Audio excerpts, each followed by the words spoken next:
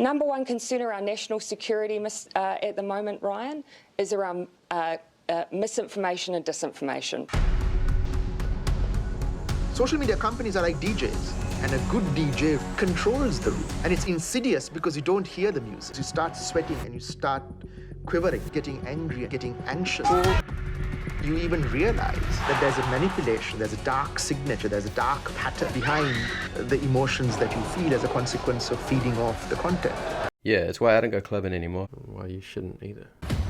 My main takeaways from the Web of Chaos documentary. I was born in 1977. Sanjana Hatatua is identified as being a disinformation specialist. Kate Hanna appears later, is identified as director of the Disinformation Project. Can't help but think it's a bit dishonest not to point out that they're actually part of the same organization, for those unaware. TDP are somewhat of a moral inquisition aligned with a pro-establishment worldview. The project's work to study clusters of nasty online interactions, then draw conclusions to influence social media companies, journalists, academia, policymakers, and civil society. Initially, their existence was justified as a pandemic-related safety measure, though now everything comes under their jurisdiction. All of this gives us credence, this idea of scientific authenticity, without really explaining what's going on. My tone may seem prejudiced here, but I have given them a fair go. Over the last year, it's been a bit hard to get away from them, and they've given themselves away a bit, not least by their petulant response to the events of the last couple of days. Most of all this stuff happened before that. What do you know about the Disinformation Project and the people behind it, and its connection to the Prime Minister and the government? A bit embarrassed to say I don't know a lot. I don't really find a lot of their work very rigorous.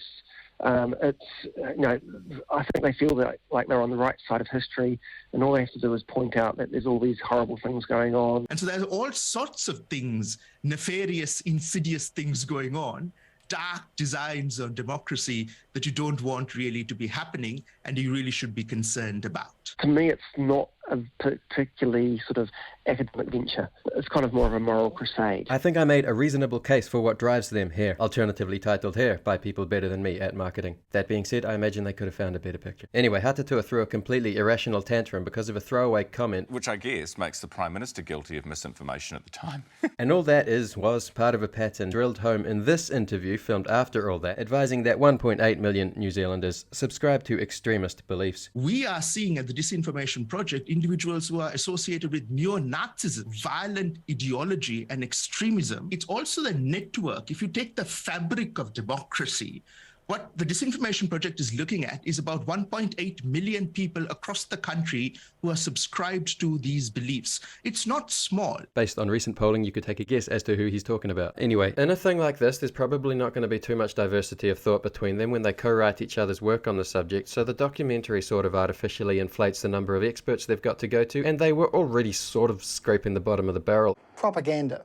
What is it exactly? Back to the Web of Chaos. I set up South Asia's first Twitter account for civic journalism in 2007. And remember, this was the time of the Arab Spring. There's an apparent edit there, so maybe this was the filmmaker's fault and not Hatatua's, but taking it at face value, he says the Arab Spring was in 2007, even though commonly accepted as being 3 or 4 years later. This was the new digital Berlin Wall moment. It's heavily implied here that his work on Twitter helped pioneer that series of revolutions predominantly in North Africa and the Middle East, which may be true, I suppose, I don't know. It would make him a pretty big deal. This was the new digital Berlin Wall moment. But also would be a pretentious claim to make if his influence were at all exaggerated. Just another observation. Everything's a moment. I call this an unprecedented moment, a Christchurch earthquake moment, a Trojan horse moment. A very dramatic person. You start sweating and you start quivering. Not the best at analogies. Perhaps not exactly comparable when people lost their lives. People have lost their lives. This is something that President Biden has said very clearly. I'm a cultural historian, and I'm particularly interested in the ways in which science and technology in the 20th and 21st century have replicated or increased disunity, racism, misogyny, and at heart I'm really interested in these larger stories of disinformation. If you look at all of human history, now has no shortage of problems. Welcome to F-Boy Island. But for many people in many parts of the world, it could be the least racist, misogynistic time to be alive. Though I think this doom and gloom negativity and non-willingness to move forward may hint at the fear within permeating throughout this organisation. This segment of the documentary has done the rounds a bit, so apologies to those who have already seen it, but it's not like I couldn't show it.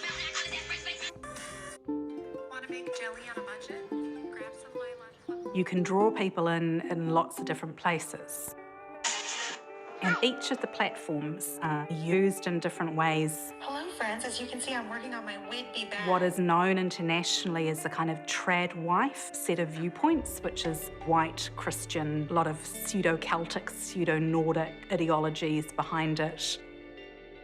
They use Pinterest and Instagram to draw in other women who are interested in interior design, children's clothing, knitting, healthy food for children. And it does draw people in towards a set of white nationalist ideas. I mean, it's relatively easy to see. If you see a very beautiful, fair-skinned, blonde or red-haired child with beautiful braiding in her hair and some flowers, just step back a little bit. You wonder if she's about to clarify that, qualify it, reword it, but no. Which is really distressing because that's my heritage. I'm not crazy! This is a continuation of a theme from the other recent documentary, Fire and Fury. The role of women and wellness in fascist and proto-fascist movements has always been really significant. Even in Italy and Germany in the 1920s, a lot of proto-fascist ideas came from or were augmented by ideas around health, well-being, rejection of modern medicine, you know, because obviously if you are an Uber race, then you don't need modern medicine. Is she just making that up? She did say proto-fascist, but the bit at the end sounds a bit like an embellishment. Rejection of modern medicine, you know, because obviously if you are an Uber race, then you don't need modern medicine. It goes a little bit against some other stuff out there, but she'd know best, I guess. I'm a cultural historian. As a historian, for me as a cultural historian, and you're asking a cultural historian. I didn't make much of a deal about Fire and Fury at the time. It was sort of accidentally, proactively dealt with by that Disinfo Pro NZ video released about 3 weeks earlier. Released. Yeah, I released it. Overall, Web of Chaos is probably better than Fire and Fury. Uses more interesting cutaway footage, nicely edited and stuff. When it does that ominous music... It's just chaos driven by these social media giants. It's not as shameless as that eerie mouth of hell ambience like in Fire and Fury.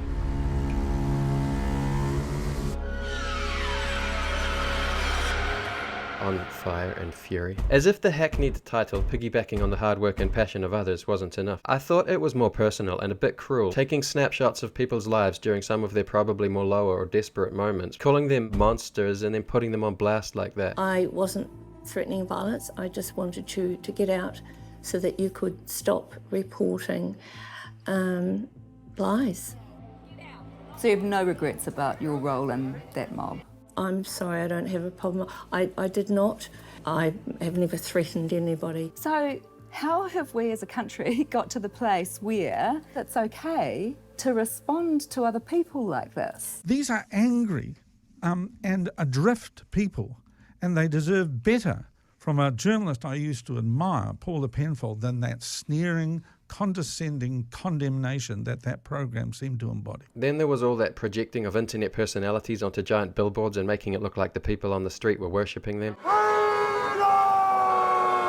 The foreshadowing of a dystopic wasteland where disproportionately sized vehicles had all been flipped around because I guess there was too much disinformation or something. And I also thought it was suspicious that the documentary makers were ready to film the police advance on the protesters that final day, able to track them from up the street, catching multiple angles with their cameras all ready to go. I wonder how they were planning on wrapping up their documentary should that riot not have happened, presuming they had pitched their project to NZ On Air already and secured their public interest journalism funding before anyone knew that any of that was going to happen. Perhaps I'm reading too much into all that stuff, because all up that was probably the least of this documentary's crimes. You just spent 50 minutes trying to make the protesters look bad, quite unsuccessfully. None of it was convincing, but this little 3-second clip of some dude throwing a water jug at his own team, that's more effective than your 50-minute, $300,000 documentary. Essentially, this whole thing only had to be 3 seconds long. Let's go. Web of Chaos though, yeah. It's uncanny how successful the whole authoritarian social media ecosystem has been. The sense of deferred entitlement, members of a group who were traditionally privileged, and it seemed like that privilege was being withdrawn from them. They had what is often called authoritarian personality. The sort of protesters and politicians they're talking about are designated as having authoritarian mindsets, even though more and more lately, including in TDP's own material, anti-authoritarianism is the dangerous thing. Incidentally, dangerous protesters are lately being identified as even libertarians sometimes. Even libertarians. Like in this newsroom article in defense of Fire and Fury. Now disinformation merchants, who use falsehoods to increase fear and misunderstanding as they build their libertarian armies of the ignorant, want fair access to the public sphere.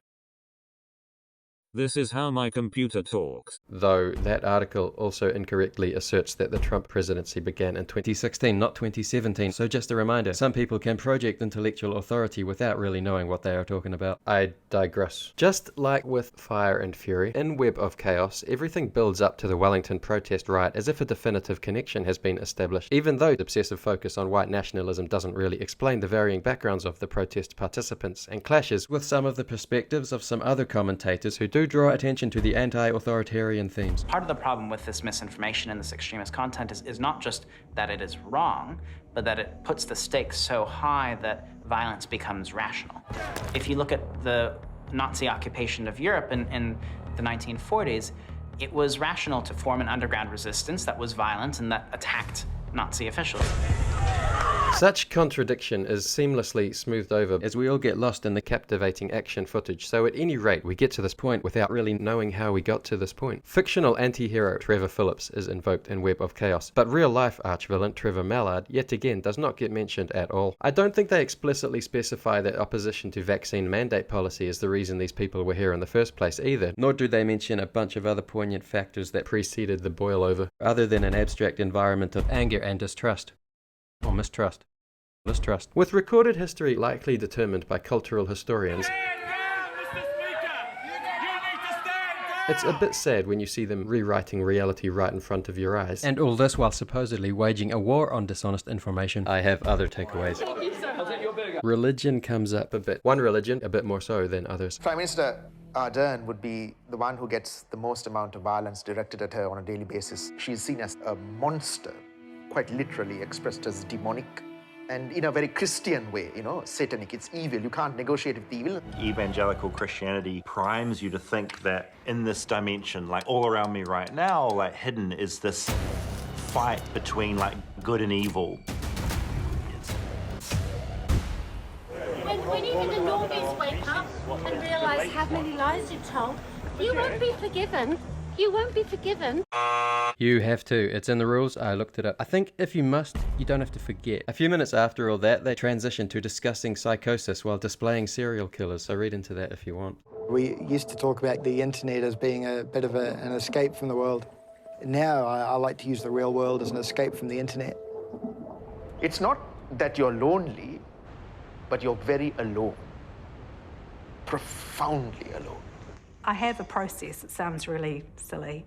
But as a historian, on a normal day, I might be going into the archives to do archival research. And when you go into the archives, lots of people don't know this, but you're supposed to have clean hands because you're touching, archival things. And so you go and wash your hands.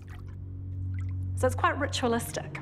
Unless I am missing out on something, then is this not the most ridiculous hand-washing contraption ever? Maybe there is something cultural I'm ignorant of, but otherwise, no soap, no towel. You just flick the water onto the tile floor. Accident waiting to happen. And how symbolic of that ivory tower public sector elite pretense. No offense intended. If you have a room like that at your work, again, maybe I just don't get it. I have 2 showers a day because you try to wash away the sins of your work, knowing full well that you do it for the right reasons, but the vulgarity, the venom, the viciousness is constant, and it's white hot. In that evening shower, which is a hot shower, it's a long one. We hear about what they like to do in their spare time. My Instagram is full of dogs and cats. Kittens interestingly feature earlier in the film, in the bit that I show, indicating precursors to extremism, a total self-petard hoisting, and another accident waiting to happen when you go around alleging innocuous pastimes are signs of evil. A tangent maybe, but also a bit of a word inclusion. Occupy Christchurch is shown in a few scenes listed alongside a whole bunch of dangerous internet groups, but I'm pretty sure that thing is something connected to that guy. I don't know. I don't want to look into it.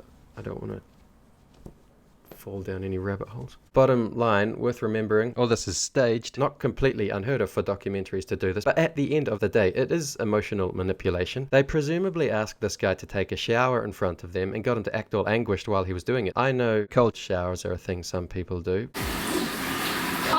But I gotta imagine hot ones are pretty common too, and because he's talking about cleansing the sin, it suggests these showers are hotter than normal and he's in there scalding himself, which sounds a bit like self-flagellation. So I'm not saying anything, but you want to dedicate your life to reading gross stuff on internet message boards all day. Maybe it takes or creates a certain type of person.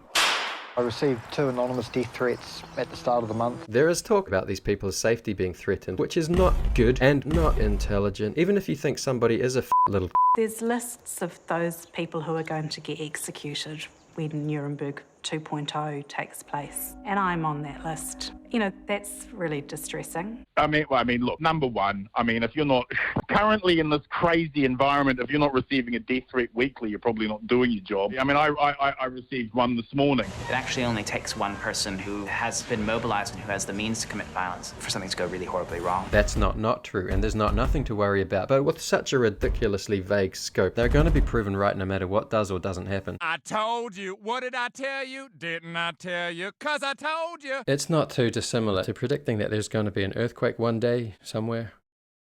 And you don't know how bad it will be, but it's definitely going to happen. You heard it here. And when did I tell you? A long time ago. And what did I say will happen when I told you? Exactly what just happened. For the love of all that is holy, I hope nobody hurts them. There would be no moral authority to do so that wouldn't be instantly forfeited. But though it definitely doesn't justify the rest of the message, this screenshot seems to allege that there may be so-called doxing going on in more than one direction. I think some people may recall that stuff.co.nz were doing that sort of all last year. Also, putting people on lists is these guys' livelihood. And she gets distressed just thinking about her heritage. So I think accordingly, not always, but sometimes the actual threat level isn't easily taken too seriously. Just a thought, pushing ideological minorities further to the fringes may not have been the best strategy over the last year or so. Has there not been a correlation between that and the escalation of the threat they keep talking about? Also, with hindsight, after that thing in Queensland, maybe stop further ostracizing people who apparently seem to be depicted as having weapons here. Like, what is the point in all this? This is scary. Is there any actual solution? And so I just, really think that people need to have a think about where helpful data comes from. What they go with and how they end the documentary follows a theme that has popped up before, that middle-class high school students have the answer. They're hoping you've forgotten the question by now. Just, I don't know, they get it. Life, I guess.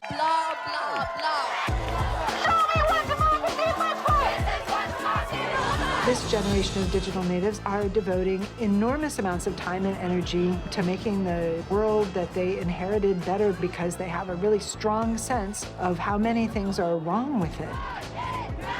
And I'm just grateful to them. I'm not trying to be mean. Generations should, in theory, possess more wisdom than the ones that came before them, but it's still accumulated gradually over time through experience, not just a given due to more widespread internet access and connectivity, isn't it? I don't know. I think some of the slogans and signs on display here, similarly worded, would probably be regarded as dangerous extremism in the hands of certain others, but whatever. In the wake of this documentary, TDP cancelled some media briefing seminars. The given reason, primarily because they only wanted certain organisations to attend. They were worried about others maybe turning up anyway and didn't want any security staff to be inconvenienced. The very existence of such secretive media briefings in the first place is a bit peculiar, and TDP's overall lack of transparency may contribute to some people's negative feelings toward the group. Do you think that government has done an accurate job of representing all sides of this argument and giving people enough depth and enough studies? I'm not government, sadly. You're funded by the government though. Am I? Yeah. Who are you funded by, Chantal? Oh, honestly, independent citizens. So am I. At the moment I'm funded mainly by my husband, actually, to be perfectly honest. You've got to do what you've got to do. Considering they advise both the media and the government, the onus really should be on them to let it be known if there is funding coming from somewhere else, not including her husband. I think it's a bit wacky, quite frankly. Not that nor their mandate is obvious. While they are constantly lionised by the government and mainstream media like they're performing some vital duty. Dr. Sanjana Hotutua from the Disinformation Project joins us to explain. It's so good to see you. I feel like we need more Kate Hannahs in the world. When you actually look into it, it seems all they actually do is slag off people they have no intention of understanding, scaring the crap out of everyone, causing division, and making everybody hate each other more. I think I've got a sense of it, but how worried should we be? Very. Well, where we go from here is we have to have really, really honest conversations in a way that perhaps we're a bit uncomfortable with as New Zealanders. When we negotiate our differences in that thoughtful, considered, classic Kiwi manner of remembering that we've got so much more that we share than that which divides us, you know, we can start from a really good place. These vacuous, somewhat contradictory platitudes, while they minimise the possibility for these such encounters to ever happen again, and otherwise refuse to engage with anybody else who steps outside the lines. They were going to be presenting in quiet a list of people who they think you shouldn't be talking to. That's why they wanted the news producers in there. That's why they wanted the journalists in there. It was a blacklist. Why wasn't I allowed to go? Because you and I both know there's probably a very good chance that you were on that list. And I have here a list of the names of 207 persons. They would be saying, if you listen to the platform, I mean, it doesn't mean that you're a terrorist, but there's a chance you might be. Right? And that's what they want to talk to the news producers about. Don't allow this person on. It's a blacklist. Right? Don't allow these people on. You are not going to get your hands. How did you get in here in the first place? Propaganda. What is it exactly? An echo chamber for all of our major societal concerns to then be replicated over and over again.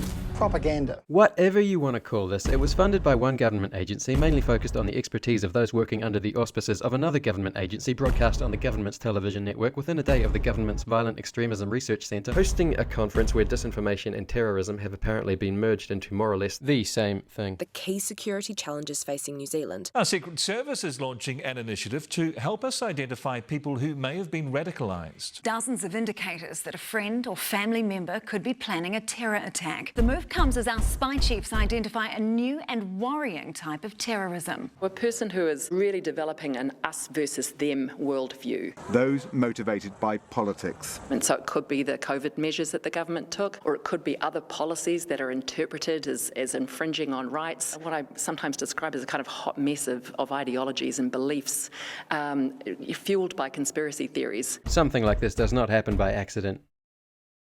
And those with curly hair will know what I'm talking about. Why, if you believe that the country is brimful of Nazis and white supremacists, why would you release a document which alerts them to all of the behavioural tells? Presumably, if you have got evil intent, you'll make some extra effort now not to braid your redhead daughter's hair. Yeah. All this stuff has happened with hate speech reform once again becoming topical. So you're guaranteeing that will go through? I guarantee that I'll be introducing law that I intend to have concluded and put into law by the next election. Yes.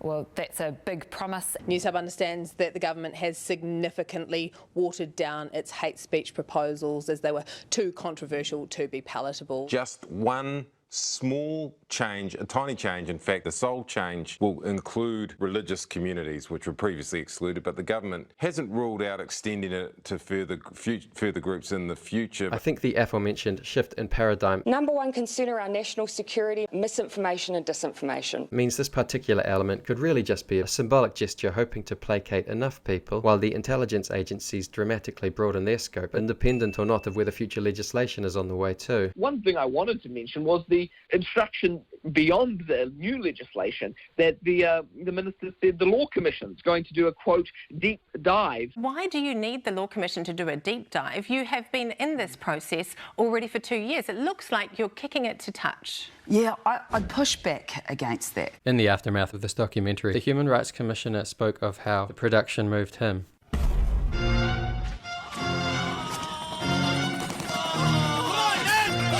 One of the most grave human rights problems confronting Aotearoa New Zealand is the tsunami of toxic misinformation and disinformation threatening respectful, evidence-informed discussion, which is the lifeblood of our democratic society. I am engaging with the Prime Minister and others on these issues. Our democracy and human rights are at stake. Seeing as the documentary relentlessly besmirched religion, I would tend to think he was referring to other stuff being in need of protection. So really, we're seeing them left on the table, but in some very vague form. And Grant Robertson said yesterday that he he continues to want to see them to more aggressively advance. And so this is a fight we need to keep up. My wider point being, I suppose there may just be a bit of a web of coincidence going on here. Not that I'm pitching any specific conspiracy beyond the agreed upon facts. The cost to the taxpayer alone of funding productions like this should be scandalous enough, seeing as how most of the budget looks like it was spent on acid, and considering how many impoverished children there are out there who could be given another documentary about Chloe but have to watch stuff like this instead. The segue to climate stuff makes me think of that speech at the United Nations not so long ago, where some form of global approach to internet regulation was promoted. There was this one time where I attempted to make the case that the people at these sorts of events, they're really just unhappy with invisible boogeymen, because they'll happily rub shoulders with the policymakers who are consigning us to the flames of hell or the floods or the ice, depending on which thing will be the thing. And this possibly well-meaning, though completely ineffectual movement may just provide some empty feel-good symbolism for those with certain tendencies to appropriate and then use as a vehicle to carry their wider ambitions. It's clever, because even though I think most people secretly don't believe the world is about to end, if you want to look like a good person, you sort of have to say it is anyway. Best to regard those two issues as one and the same: information disorder and catastrophic climate change. Joining others to feign disappointment that so-called hate speech laws may not for the time being go far enough, while continuing to lobby for government control of information behind the scenes as per this latest moral panic. Doing your best to connect the dots between all that while deprioritizing all those other issues out there, which works quite well for those currently enjoying the status quo. A mentality of such self-preservation throughout history underpinning all sorts of unnecessary overreactions. It's like there's one awful witch, so now they're coming after all of us. This is like a witch thingy. It's like a witch pursuit thingy. A witch, It's a witch chase. Time was when the intelligence services were never seen, never heard. But now they're loudly proclaiming your country needs you to keep an eye on those you know, and if necessary, dob them in. But to some, the guide is a first step only. How do we upskill those people in our community who are much closer to people who might be potentially radicalised and get them to understand what it is they're seeing? That's our challenge. here he is, everybody! Stephen's a bad witch! Oh my God, I see what this is. This witch pursuit thing has you on a witch pursuit thing now. It's the dobbing your neighbour aspect, of course, which is chilling. I don't know. If you see something, say something, sure. Call 111 and tell them. But maybe there are limits. I mean, what is this crazy sex-shaming dragnet? And how on earth are they meant to lose their virginity if everybody thinks they're a terrorist? You're just creating a bigger divide between each group. Like that guy on The Breakfast Show was saying, it's 1.8 million New Zealanders subscribe to some type of mis or disinformation. Well, that's a lot of people. A lot of people that are going to feel like they don't belong anymore. Note, she is talking about all the 1.8 million extremists, not just the virgin ones, but the sentiment transcends. Our enemies are the banks, the 1%, the venal speculators, the unrestrained polluters, and those who would use violence against us. Those are our enemies, comrades, not fellow Kiwis who vote differently to us. Dear vast majority of fellow Kiwis, you are not my enemy, and I refuse to be scared into believing that you are. It was your lefty mates who brought that in, by the way. I know, crazy. Unreal, I isn't know, it, eh? fucking unbelievable. They just don't have any care for people. They just like to bloody lock people up in gulags. Calls for an urgent change to the school curriculum. With the pandemic fueling the rise of misinformation, experts believe education is key to reducing its threat. Critical thinking skills that will hopefully prevent history from repeating itself. These guys have found a niche and they're milking it for all it's worth. The day we feel a bit safer is the day that they lose a bit of their relevance. On the one hand, the parliamentary protests attracted a lot of attention, but this is as consequential, if not more so. Cheered on by a crowd of supporters, the family at the centre of a debate arrived at the High Court. It had the greatest, most significant escalation of hate, hurt and harm.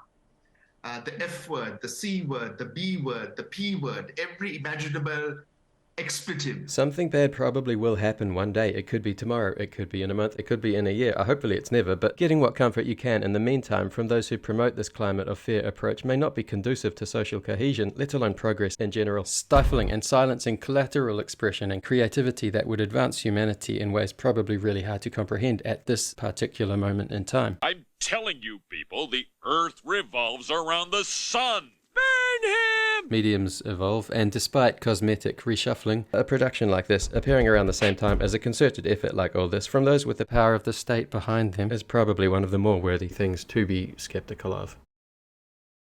Good night, everybody.